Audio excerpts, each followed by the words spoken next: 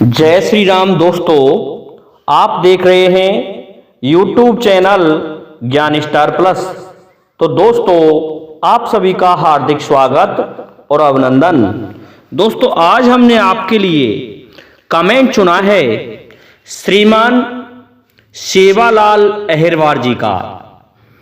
और सेवालाल अहिरवार जी लिखते हैं कि एक स्त्री कहती है, मोरे घुसे पेट में सैया,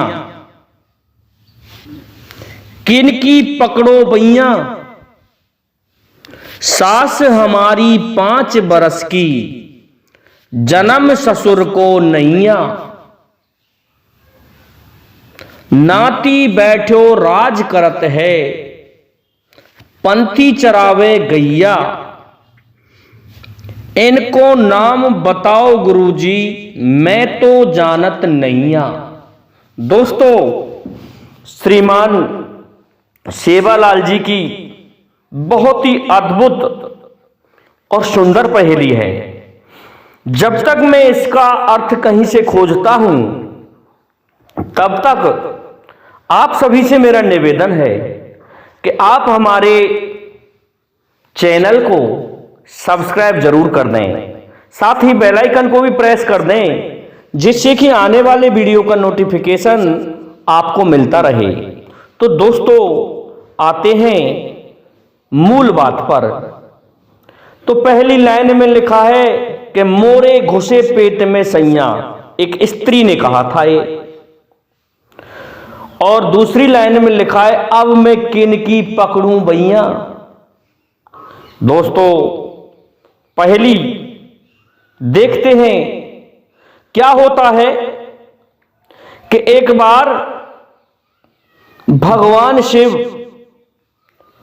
कैलाश में विराजमान थे। तो वहां पर माता पार्वती, उनका एक सिद्धांत था कि जब भी भगवान शिव भोजन करते थे तो भगवान शिव की थाली में जो झूठा भोजन रह जाता था, उस झूठे भोजन से ही अपनी क्षुधा को मां पार्वती मिटाया करती थी।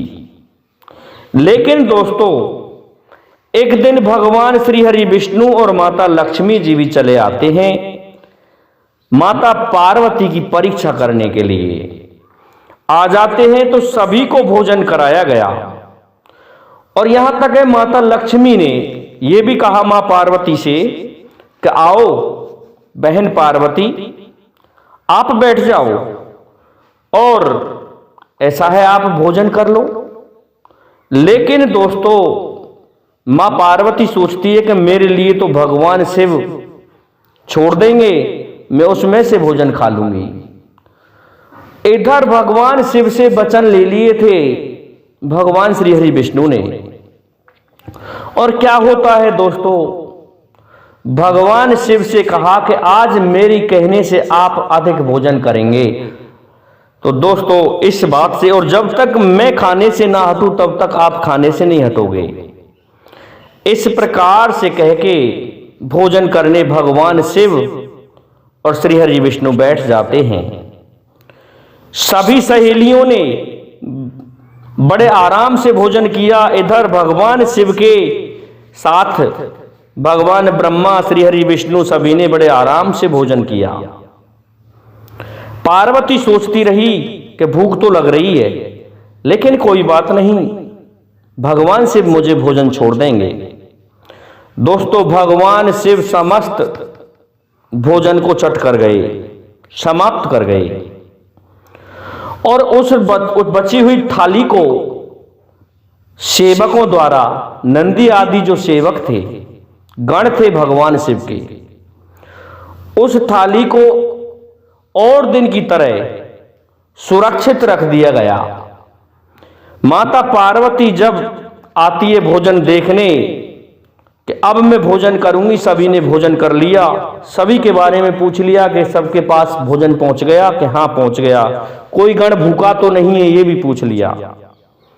तो इस प्रकार से दोस्तों, मां पार्वती अपनी थाली के पास पहुंचती है और थाली के पास पहुंच के जब थाली को देखती है तो थाली में एक भी निवाला नहीं था। थाली पूरी तरह साफ थी। भगवान शिव भोजन को समाप्त कर गए। अब क्या होता है, मां पार्वती को भूख सताने लगती है। जब ये स्थिति हुई तो वहां भगवान विष्णु और माता लक्ष्मी ने भी चिढ़ाया कि ये आपका कैसा पति है जिसने आपके लिए थोड़ा सा भी भोजन नहीं छोड़ा। इससे गौरा कहती है कि ठीक है, मैं भगवान शिव से ही भोजन मांगने जाती हूं। भगवान शिव इधर जाके अपने स्थान पर बैठ जाते हैं और तपस्या में लीन हो जाते हैं, समाधि में लीन हो जाते हैं। तो मां पार्वती ने जाके कहा कि स्वामी, आपने आज गजब कर दिया, मेरे लिए भोजन नहीं छोड़ा, अब मैं क्या खाऊं, मैं भूख के कारण मरी जा रही हूं। लेकिन दोस्तों, भगवान शिव तो अपनी समाधि में लीन थे। इस प्रकार की घटना से मां पार्वती की भूख बढ़ती जा रही थी। तो मां पार्वती ऐसे उग्र स्वरूप में आ जाती हैं कि उठा करके भगवान शिव को ही खा जाती हैं। दोस्तों, भगवान शिव को खा लिया, जिससे मां पार्वती के शरीर से धुआं निकलने लगती है। इस कारण से उनका एक स्वरूप धूम्रवती भी माना जाता है। और खाने के कारण जब भगवान शिव पेट में चले गए तो वह विधवा हो गई। तो दोस्तों, पहली लाइन का उत्तर यहां लगता है कि मोरे घुसे पेट में सैया। यह मां पार्वती ही कह रही थी, मोरे घुसे पेट में सैया, किनकी पकड़ो बैया। अब मैं किसी की बैया पकड़ूं, किसकी वहां पकड़ूं। विधवा हो गई थी। और दोस्तों, फिर अगली लाइन में लिखा है, सासु हमारी 5 बरस की, जन्म ससुर को नैया। दोस्तों, अब सासु 5 बरस की कौन थी? कहते हैं कि भगवान ब्रह्मा, विष्णु और महादेव, इनको उत्पन्न करने वाली मां आदिशक्ति है। मां आदिशक्ति 5 बरस की है। अर्थात 5 बरस का मतलब होता है दोस्तों, देवताओं की 1 बरस बहुत बड़ी होती है और उसके पश्चात ब्रह्मा की 1 बरस बहुत बड़ी होती है। इस प्रकार से कई मनवंतरों को मिलाकर के 1 बरस होती है भगवान शिव और मां पार्वती की। तो 5 बरस का मतलब यहां 5 मनवंतरों से है। उन 5 मनवंतरों को मिलाकर के इतनी आयु हो चुकी थी माता आदिशक्ति की, जिन्होंने भगवान शिव और भगवान विष्णु, ब्रह्मा आदि को अपने हथेली में जो छाले हो गए थे उनसे उत्पन्न किया था। तो सासु हमारी 5 बरस की, यहां आदिशक्ति जो माता है उसको 5 बरस की माना गया है, 5 मनवंतरों की माना गया है। दोस्तों, हमारी 1 बरस, इतना कहते हैं कि देवताओं का 1 दिन होता है और हमारी 100 बरस, इतना उनका 1 महीना होता है। और हमारे इस प्रकार से ये गणना आपको श्रीमद् भागवत गीता में भी लिखी मिल जाएगी कि कितना दिन होने पर देवताओं की कितनी बरस होती है। तो मां आदिशक्ति 5 बरस की थी। तो मां पार्वती की सासू मां आदिशक्ति हैं। जन्म ससुर को नैया। और दोस्तों, उनका कोई ससुर नहीं था।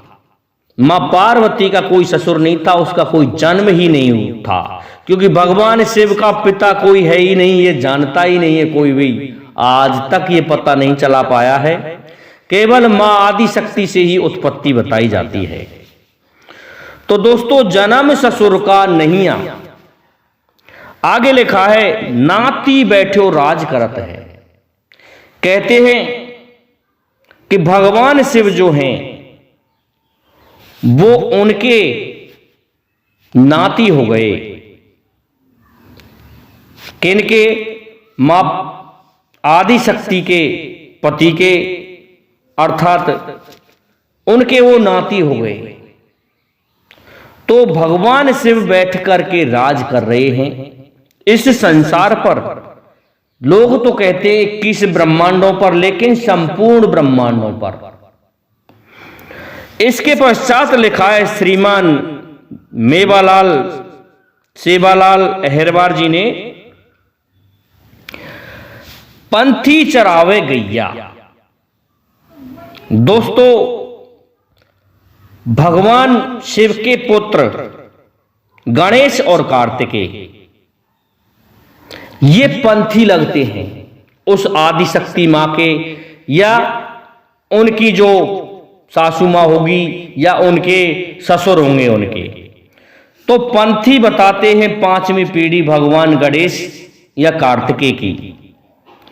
ये गैया चरा रहे हैं, अर्थात ये नंदीश्वर महाराज को चराने जाते हैं गणेश जी, चरवाए के रूप में। इनका नाम बताओ गुरुजी, मैं तो जानत नहीं आ।